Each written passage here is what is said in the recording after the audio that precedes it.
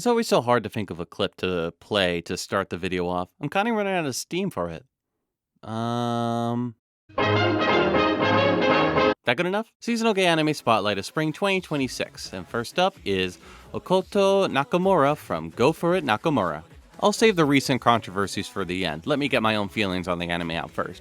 It's so cute, and I'm having a lot of fun with it. Nakamura is a gay boy who is doing everything he can to become best friends with Hirose, a boy in his class that he has a crush on. It's just a bit hard because he is socially anxious and turns into a blubbery mess when around Hirose. While seeming like an outcast to his other classmates at first, Nakamura trying to get closer to Hirose also allows him to get closer to everyone else as well, like Kufumi Kawamura, who develops a crush on Nakamura when he compliments her art skills. But after she figures out Nakamura's crush on Hirose, she is fully ready to support him in his quest. Secretly, Hifumi and her two friends are really into BL and like to imagine their male classmates in close relationships. The anime has a retro art style to it, with the animation having a bit of an 80s Rumiko Takahashi style to the character designs and movements.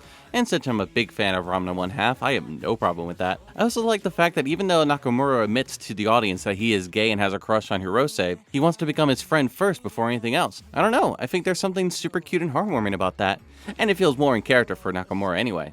I mean, this is coming from a boy who takes love advice from BL manga. I know that some people who are fans of the original manga aren't happy with the censorship of some of the more racy elements of early parts of the manga, like an imagined sexual scenario of Nakamura's featuring Hirose and an octopus, as well as Hirose having a secret crush on the class's teacher. But I personally don't mind those changes. The anime adaptation is clearly going for a more light and cute portrayal of the characters and relationships. That being said, it's time to talk about the controversies that I mentioned before. These censored moments presented in the manga have actually led the original mangaka to experience online harassment from folks in the West. As a result, the mangaka has deleted her X account and has expressed doubts in continuing her manga career. Thankfully, fellow Japanese manga artists and creators have expressed sympathy, criticizing the behaviors of fans overseas. This is just one part of discourse that's been happening in fandom spaces over the past few months, where people over the internet have felt ownership of shows and characters, massively harassing creators when things don't go their way. Looking at you, amazing digital circus fandom. My 2 cents about the whole thing is that folks need to grow the fuck up. If you don't like the depiction of something in a property, you simply stop reading or watching it and leave it alone. The creators don't owe you anything. There's enough shit going on in the world. You don't need to lead a crusade against anything and everything that upsets you. Get off the Nazi site, go outside, touch some grass, and mind your own damn business. Go For It Nakamura is a cute anime about a gay boy trying to express his feelings to his crush, and I'm having a great time watching it. Next up is Mai Kinosaki from MARRIAGETOXIN. In a world with clans of professional assassins, Hikaru Gero is the poison master. The head of his clan wants him to get married and have a child so that an heir will be made available. Only problem is that Hikaru is terrible with women that aren't related to him, so the clan threatens to force his sister to become the one to get married and have a child, even though she's already in a relationship with another woman. Not wanting her sister to sacrifice her bodily autonomy and sexuality for him, Gero enlists the help of master marriage swindler Mei to help him find a woman to marry. Before we continue, I love that the impetus of Gero starting the plot is wanting to help his lesbian sister keep control of her life and relationship. Now that's an ally of an older brother there. All seems fine and dandy with Gero and Mei's new partnership, though Gero is quick to learn that Mei is actually a man. After the initial cliche of Gero being surprised of this, the quest is on to get rid of Gero's nervousness around women and get him married. Mei is a cross-dressing man that uses his looks into swindling people out of their marriages. Despite dressing as a man to seduce women and dressing as a woman to seduce men, Mei states that he actually likes to dress as a woman, as that's what he enjoys most, doing his swindling in order to help pay for his younger brother's medical treatments, which we see that Gero's payments have helped him by the end of episode 3, with Mei's now feeling indebted to Gero. Mei is just a bubbly character full of energy, and I love how exasperated he gets at Gero's social anxiety and complete inability to talk to women. The two of them have great chemistry and work well with each other. My headcanon for the ending of the show is that eventually Gero will say fuck you to his family and fall in love and get married to Mei. It's my current ship right now. But anyway, between Mei and Gero's sister, I love a modern shonen anime that incorporates queer characters into its cast. It's a really great thing to see. Next up is 100 Scenes of AWAJIMA, written by the queen of queer manga herself, Takako Shimura, most known for her works like Wandering Sun, Sweet Blue Flowers, and Even Though We're Adults. Instead of a flowing narrative focusing on a specific group of characters, this manga is more of an anthology type, telling different stories of girls in a Takarazuka revue-style theater school and their journey of admiration, competition, growing friendship, love, and jealousy of each other's skills. Often shifting forward and backwards in time with which seems frozen in these girls' period of life in this school. Now, while most of Takako Shimura's manga predominantly features queer characters, this one not so much. We only get one so far, a girl who fell in love with her classmate but died at a young age. But for anything else, there's more subtlety than explicitness here than I'm used to in Shimura's work. Though that isn't to say that we might not get more queerness in the future. I can see the potential of these girls as friendships turning into relationships, but I mostly wanted to feature 100 scenes of AWAJIMA in this video because it does feature a lot of the things that I love. It may be a lesser known work, but this anime features Takako Shimura's human writing and the adaptation makes it even more beautiful. It's one of my favorite of the season so far. And lastly for this new season is some drinking gals from Botan, Kamiina, Folly Blossoms When Drunk. Another anime with a simple premise, following a couple of university women who live in the same residence together who enjoy sharing drinks. And during these moments of drinking, they find themselves becoming more open and intimate with each other. Different pairings are starting to form between the women, especially between Botan and Ibuki. Because Ibuki gets a case of the hiccups whenever she drinks, she has a hard time drinking with others. Botan seems to be the only one who doesn't mind this quirk, so the two of them become drinking partners. And Botan is definitely more open with Ibuki whenever she has a drink in her. From the language they use with each other and their ever-growing closeness, I can definitely see them becoming a couple by the end. Gyujo seems to have her own feelings for Ibuki, disappointed that she can never drink with her, jealous of Botan for her growing relationship with Ibuki, not having as much screen time yet. Yeka and Akane might be another pairing in the future. They have a close friendship and often give gifts to each other. As Botan Kamiina fully blossoms when drunk, we'll learn more about them and the other women. And hopefully as that continues, their relationships will grow even more explicit. And now to talk about the queer characters of the past winter season, starting with Shinichiro and Arashi from Isekai Office Worker. Well, the main plot sees Shinichiro making enemies in the kingdom as he works to restructure everything to help those in need, like finding a way to get Yua back home or stopping the corruption in the church. His growing relationship with Arashi is what I'll be focusing on here. Arashi does have his moments of being a bit too aggressive when it comes to taking care of Shinichiro and his jealousy of seeing him with other people. He truly does care for Shinichiro. And though he never says it out loud, everyone around them can see that Arashi loves Shinichiro and just wants to make him happy and healthy. And unfortunately it takes Shinichiro a while to realize that. But again, he's also restructuring an entire kingdom's century of customs, so give him a little bit of a break. So Shinichiro himself has to figure out his own feelings for Arashi. When Arashi gets sick himself after a big treatment on Shinichiro, he truly realizes all that Arashi does for him and why, writing a secret letter of his feelings towards him when Arashi is away for a while, though Arashi ends up reading it anyway. By the end of the season, Shinichiro has decided to be more assertive in the relationship as well, in order to show Arashi that his feelings for him are the same. It's also nice that their relationship is accepted by Arashi's house staff and the kingdom's government at large. It's really nice and does lead to some funny moments, like the time when Arashi is away and Shinichiro gets really sick. Sigvoid begins to offer up his body despite people's worries about Arashi's reaction. We'll see if Isekai Office Worker ever gets another season, so we can see Shinichiro and Arashi's relationship grow even stronger. Next up is Shuichi and Umede from Hana-Kimi.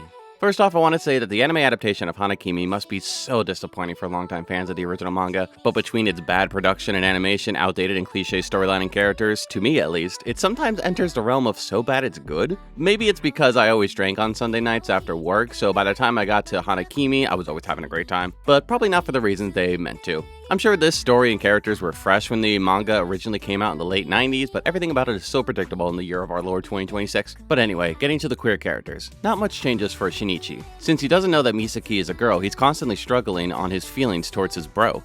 But with much of the homophobia featured in the original manga taken out, this stupid storyline goes down a bit easier. Same can be true for Umeda. With the homophobia of his character taken out, he's easily my favorite character in the anime. While he helps out Misaki, as he's the only one at the school who knows her secret, his life doesn't center on her. I love this moment when the dorms are closed for the summer. Misaki begs Umeda to stay with him so she doesn't have to go back to the States. But Umeda isn't humoring this request. For the summer, he's going to the beach and flirt with hot men, passing Misaki to his older sister and getting the hell out of there. Misaki even walks into him flirting with another man. And since he isn't wearing a uniform, I don't think he's a student, truly praying that it's not. It'd be nice if Umeda gets a love interest who becomes a named character. And by some fucking miracle, Hana-Kimi is getting a second season, so truly, anything can happen in this world. Next up is Juno and Emery from my favorite anime of the winter season, Journey with Witch. I'm not kidding, this anime was my favorite thing to watch for 13 weeks, right alongside Shiba Yugi and Jujutsu Kaisen. Please go watch it if you haven't. Anime like this don't always come around, and we have to treasure them while we do. But anyway, on to the queer characters. Makio has two queer friends in her life. One is a friend shown in flashback that she went to high school with, While they drink and question if they've all figured things out yet, one of them says that she has, concluding that she just doesn't do love and relationships, but she can live her life as normally as everyone else. We love that ace representation. Makio is also friends with a fellow writer named Juno, who she's known for a while. Juno is non-binary and is only in 2 episodes, but I would do anything for them. Makio and Asa seek advice from Juno, and they tell them a story about their own complicated relationship with their mother, having become a kind of adult than what was expected from their mother, Juno also blaming themselves for making their mother feel this way. Again, despite only showing up in 2 episodes, Juno makes such a big impression that they are easily my favorite character of the anime, and I genuinely love the friendship that they have with Makio. Asa's best friend since childhood is Imuri, who is feeling like an outcast compared to other folks in high school. They don't like talking about romance with Asa or the classmates, and they get uncomfortable when boys keep on asking her out despite her refusing their confessions. She seeks guidance in an adult like Makio, and perhaps because Makio has queer friends, she's able to give Imuri good advice and even give her a movie to help her out with her feelings. The manga making it clear that the movie is Fried Green Tomatoes. Excellent choice, clearly leaving a strong impression on her. And while we don't get to see it in either the anime or the manga, Imuri manages to figure herself out and even get a girlfriend from another school. It's really cute to see, and I'm so happy for her. They share a lot of good scenes together, Imuri being able to tell her things that she can't tell anyone else. Unfortunately, the anime doesn't adapt the chapter in the manga where Imuri comes out to Asa and the two talk about this new layer of their friendship. It's really great. But what we get in the anime is great as well. Queer characters like Imuri and Juno were only icing on the cake for what made Journey with Witch my favorite anime in the winter season, and possibly will be my favorite anime of the year. We'll have to see. Next up is Flume, Milk It, and some others from Roll Over and Die. As I mentioned last time, I wouldn't have watched this anime if it didn't have any queer characters in it for this video. It has cheap animation, a middling central storyline that's been done a whole bunch, and a hardcore attitude without any style to set it apart from others. The thing that got me through it was Flume and Milukit's growing family. A girl named Sarah from the church, a runaway blind orphan named Ink, fellow members of the hero party Eternia and Gaudio, and even a knight named Olette, who is absolutely in love and obsessed with her commanding officer. And all this happens because of Flume's kindness and willingness to help those in need, contrasting with men like John and Dean, who only think of themselves and act selfishly. A bit cliche, but it's a trope I always love. But to the queerness of it all, Olette is obsessed with her commanding officer and admires her as a big sister, lusting over basically every part of her body. I do like that she and Flume swear to protect the ones that they love together. We love queer women's working together for their individual loves, but the main focus is Flume and Milkit's relationship. Thanks to Eternia and her help, Milkit is able to become more assertive and speak her own opinions in her relationship with Flume, thanking her for everything she's done for her and always wishing her to be safe. Eternia also works to fix Milkit's scarred face, which I'm of 2 minds of. It does result in a great scene where Flume removes her bandages, as they are able to heal their collective trauma with their love. Possibly sharing a night of intimacy, that's still up in the air. I do love Eternia being the unfortunate third wheel though. The only issue I have with their relationship by season's end is that Milkit still refers to Flume as her master, and even though Flume still never considers her a slave, I think Milkit still has that mindset in her head. As mentioned last video, I don't believe their relationship can truly work until they are on equal footing, and their master-servant relationship is thrown out the window. If Roll Over and Die gets a 2nd season, hopefully that will be something that Flume and Milkit will be able to fix together. And lastly is Kaira from Jujutsu Kaisen Season 3 Part 1. Kaira is the partner of Hakari, who Team Tengen hopes to recruit and help during the Culling Games. So while Yuji talks with him, Megumi and Panda fight against them. Eventually, the two of them join the heroes team. Kaira doesn't have a defined gender, Megumi having believed that Kaira was a boy before them and Hakari left Jujutsu High, Panda saying that they've changed since the two of them left. It's heavily hinted that Hakari and Kaira left Jujutsu High because of how the conservative higher-ups didn't like Hakari's curse technique and Kaira's gender non-conforming. Something that the original mangaka subtly points in Jujutsu Kaisen is that not only are the characters fighting against ancient sorcerers and cursed spirits, but also the conservative traditional values and customs that dictated Jujutsu for centuries. For a character like Maki, for example, it's conservative views of femininity and womanhood, and for Kaira, as mentioned before, it's conservative views on gender identity and expression. Thankfully, their partner Hakari doesn't give a shit about any of that, loving Kaira for who they are. The two of them definitely being couple goals. Outside of their fight with Megumi and Panda, Kaira doesn't do much in this part of the 3rd season, Hakari asking them to keep an eye out on things outside of the colonies. But as future seasons of Jujutsu Kaisen come out, we'll see if Kaira gets more things to do or not. And since Jujutsu Kaisen continues to be one of my favorite anime of the decade, I eagerly await to see more of it. So, what did we learn from today's episode? We learned that you should always be supportive of your queer friends and siblings. Sometimes you need a good boyfriend to get you through your 9 to 5. The Takarazuka review might be my favorite form of theater.